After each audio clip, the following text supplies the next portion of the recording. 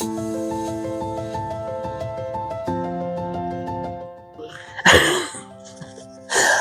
think because when we've been short-staffed, one year, about 4 or 5 years ago, I did all the P11Ds. So that was it, they then became my domain.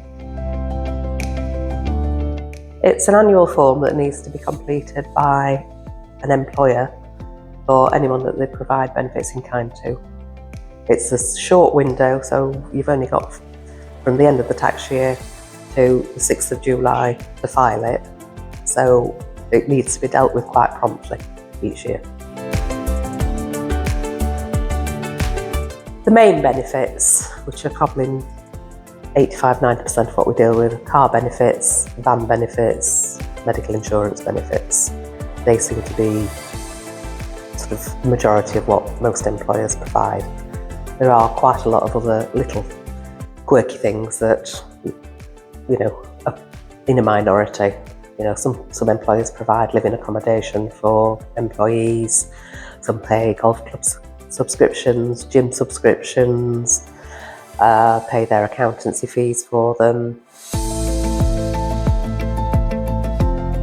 There's very little that, if it's taxable, it's taxable. The only sort of proviso that the revenue really allow is trivial benefits. If something's under £50 and it's not a regular payment of something, it doesn't have to just be a one-off. It might happen 2 or 3 times a year, but as long as it's not regular and it's not expected by the employee, then up to £50 you don't need to report. If it's £60, you need to report the full amount. It's not a case of deduct £50 and the rest is taxable.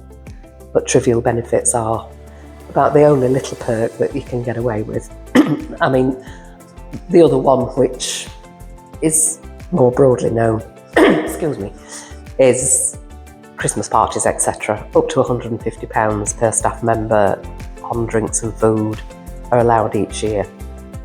Either, it can be on more than one occasion, but it's only £150. And again, if it goes over the £150, the whole amount is taxable, so it needs to go down. But often, again, those are dealt with on a PSA because the employer doesn't want the staff to have to pay the tax for a perk that's supposedly, an annual event. They wouldn't expect them to have to pay tax on that.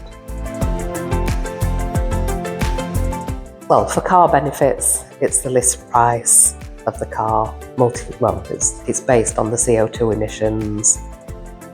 It depends now. There are a lot of electric cars. It depends on the mileage range. There's a sort of 4 or 5 aspects to the calculation that you need to look at, with other benefits like subscriptions, golf club subscriptions, payment for fees, medical subscriptions. It's just the cost to the employer on an annual basis that goes on the P11D for the employee. The P11Ds need to be filed with the revenue by the 6th of July each year, so it is a small window, which is why we have to chase clients sort of quite regularly for P11D information, because we've only got that short period to get the forms completed, back to the client for approval, and then submitted to the revenue before the deadline. They all have to be done online now. The revenue no longer accept paper forms. They used to up to a couple of years ago, but now the revenue have an online system that you can use on their website, or there are lots of software providers. But as with our software provider, every P11D you have to buy a license for the submission. So it's for an employer who only has a few employees. If they don't want to use the revenue software, it can be quite costly. They have to buy separate software to file them. There are monthly penalties. If it's a month late, it starts, and then it's £100 per month. Well, when they finally find out, you're going to be in a lot of trouble.